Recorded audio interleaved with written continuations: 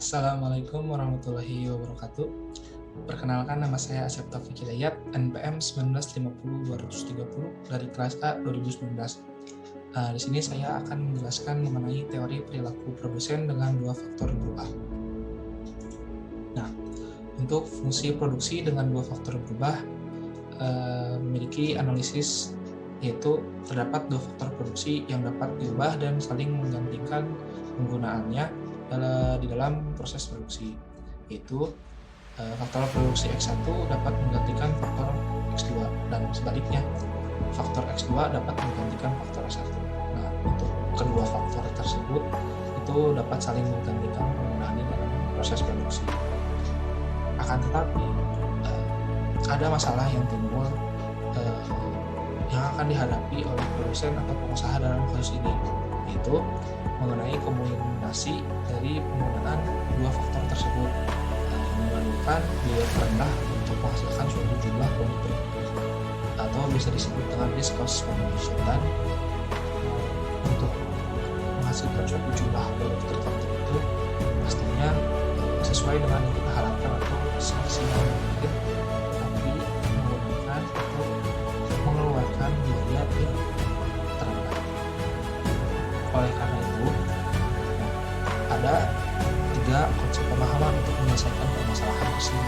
Yang pertama itu ada mengenai konsep pemahaman isokon atau isoproduk, yaitu kurva produksi sama. Yang kedua itu mengenai daya substitusi marginal atau marginal rate of technical substitution, atau bisa disebut dengan MRTS. Yang ketiga itu menggunakan konsep isokos atau price line, atau bisa disebut dengan garis harga. Baik, kita masuk ke poin yang pertama, itu konsep permasalahan, atau yang pertama adalah isoproduk atau kurva produksi. Kita lihat, itu isopon adalah kurva yang menunjukkan berbagai kemungkinan kombinasi dua ekuivalen untuk menghasilkan suatu metode. Dapat dilihat di tabel 33 di sini disajikan ada beberapa contoh kemungkinan kombinasi penggunaan input X1 dan X2 untuk menghasilkan 100 unit output dan 150 unit output. Dan dari tabel di atas dapat digambarkan dua isokon atau untuk dua output, yaitu 100 unit dan 150 unit. Dapat dilihat dari gambar 5.4 di sini, isokon untuk output 150 dan unit isokon itu bisa berada di antara 150 dan 100. Dan dapat kita perhatikan mengenai isokon di sini, isokon itu mempunyai sifat-sifat yang serupa dengan independence curves, yaitu cenderung ke arah rigid, menurun dari kiri atas ke kanan bawah. Curve yang terletak lebih kanan atas menunjukkan tingkat output yang lebih tinggi. Untuk selanjutnya ada perumpamaan atau cara pemecahan permasalahan selanjutnya, yaitu misalnya kita mempunyai fungsi produksi Y2X1 plus 4X2. Dari fungsi ini kita ingin mendapatkan isokon untuk output 100 unit, maka fungsi tersebut dikonversikan berubah Y-nya yaitu 100 unit, 100 sama dengan 2X1 plus 4X2. Kemudian diselesaikan untuk berbagai tingkat X1 dan X2, yaitu 2X1 sama dengan 100 min 4X2. Mengapa?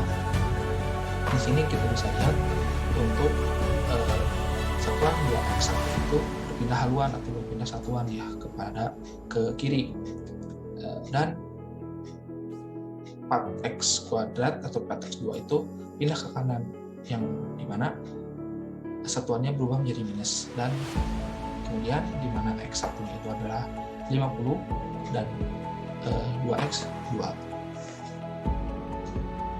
Mengapa bisa seperti itu? Kita bisa lihat itu ada konsep diperkecil, semuanya dibagi dua, itu 2x1 2, 100 dibagi 2, 50. Jadi persamaan ini dapat diperoleh dengan sebagai nilai X1 dan X2. Jadi komponen itu dapat dilihat dari tabel berikut. Fungsi Y sama dengan 100, X1 nya itu ada 28, 26, 44 dan seterusnya, dan X2 nya itu ada 1, 2, 3 dan seterusnya. Lihat di data tabel berikut dapat digambarkan ke dalam kurva isokonnya dengan cara sama yang dapat dibuat isokon untuk Y sama dengan 150, 200 dan seterusnya. Cara memperolehnya itu sama, yang membedakannya itu hanya dari fungsi yang ingin kita dapatkan atau isokonnya untuk kita outputnya itu berapa, seperti itu. Kemudian selanjutnya itu ada konsep pemahaman yang kedua mengenai daya substitusi marginal atau marginal rate of technical substitution. Nah, kita sudah melihat yang sebelumnya itu mengenai kedua faktor produksi X1 dan X2 itu dapat dianggap saling menggantikan atau saling bisa mensubstitusikan. Kemampuan mensubstitusi itu disebut dengan daya substitusi marginal atau marginal of technical substitution. Kemudian substitusi marginal dari X1 untuk X2, MRTS atau marginal rate of technical substitution X1 X2 didefinisikan sebagai jumlah penggunaan X2 yang harus dikurangi apabila terdapat atau diketahui ada penambahan penggunaan suatu unit X1 untuk menghasilkan sejumlah produk tersebut. Kemudian dapat dilihat dari tabel sini adalah cara atau contoh mencari MRTS atau marginal substitution dari data yang telah ditabulasi. Data-data yang tabulasi ini itu dari tabel 5.3 yang sebelumnya tadi. Kemudian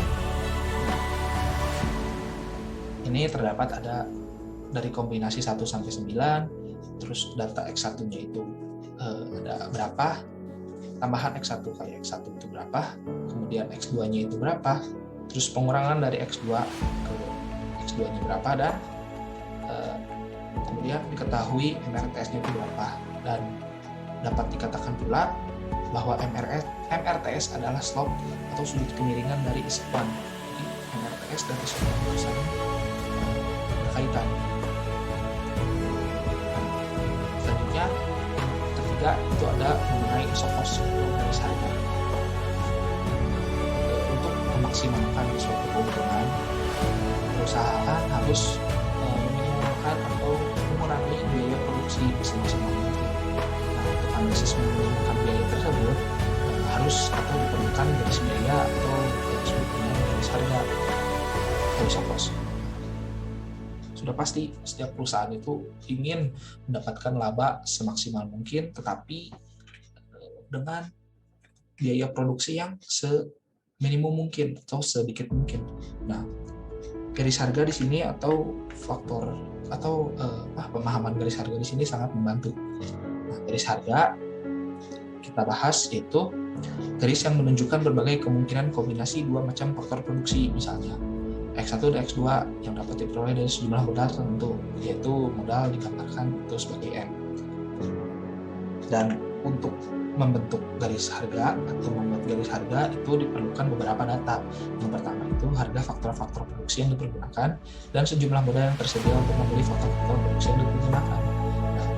Nah, kita harus mengetahui atau kita harus mempunyai data mengenai harga-harga faktor-faktor produksi yang digunakan, yaitu kita harus tahu seberapa besar sih harga-harga yang akan digunakan atau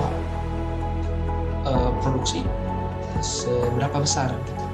Dan kita juga harus mengetahui modal yang kita punya atau tersedia itu cukup atau tidak sih untuk membeli faktor-faktor produksi tersebut.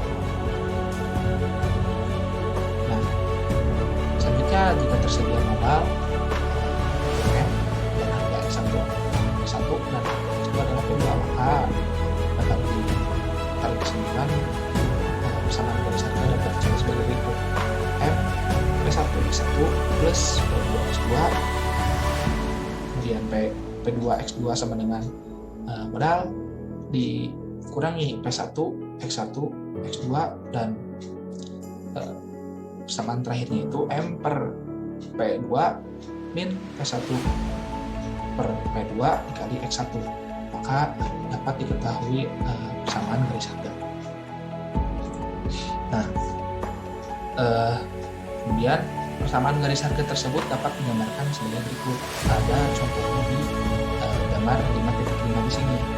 Dapat dilihat ada dapat ditarik untuk garis harga itu struktur isopos yang memiliki persamaan X2 sama dengan M per P2 min dalam kurung P1 per P2 X1. Nah, ini adalah kurva atau gambar contoh dari persamaan garis harga yang dasar seperti itu. Nah, kemudian mengenai kombinasi dua input dengan biaya terendah atau least cost combination tadi yang sempat disinggung di awal penjelasan mengenai fungsi yang melibatkan dua faktor produksi tersebut. Nah, persoalan least cost combination adalah menentukan kombinasi input mana yang memerlukan biaya terendah apabila jumlah produksi yang dihasilkan telah ditentukan. Balik lagi ke penjelasan yang awal tadi, itu saling berkaitan juga. Kita harus menentukan input-input mana saja atau data-data mana saja yang memerlukan biaya terendah dan akan menghasilkan jumlah produksi yang diharapkan atau yang sudah ditentukan. Dengan demikian, untuk menentukan kombinasi dua input tersebut diperlukan dua syarat. Yang pertama itu mengenai isopan. Isopannya itu atau tingkat output yang dikehendaki dan daya substitusi marginal antara kedua input harus diketahui. Itu memang sudah syarat keharusan. Dan kedua, daya substitusi marginal untuk X1 dan X2 itu harus sama dengan rasio harga dari X1 dan X2 tersebut. Balik lagi ke yang awal. Atau bisa dilihat dari persamaannya itu adalah RTS X1 X2 sama dengan P1 per P2 atau PM X1 per PM X2 sama dengan P1 per P2 atau PM X1 per P1 sama dengan PM X2 per P2. Itu mengenai syarat keharusan dan syarat kecukupan yang dimana data yang harus pasti sudah ada dan data yang memang sifatnya itu kecukupan itu atau bisa disebut dengan conditional seperti itu. Barangkali cukup sekian penjelasan dari saya. Mohon maaf apabila ada kesalahan atau yang dirasa materinya kurang memberi pemahaman yang cukup. Sekali lagi terima kasih. Wabillahi taufiq wal hidayah. Wassalamualaikum warahmatullahi wabarakatuh.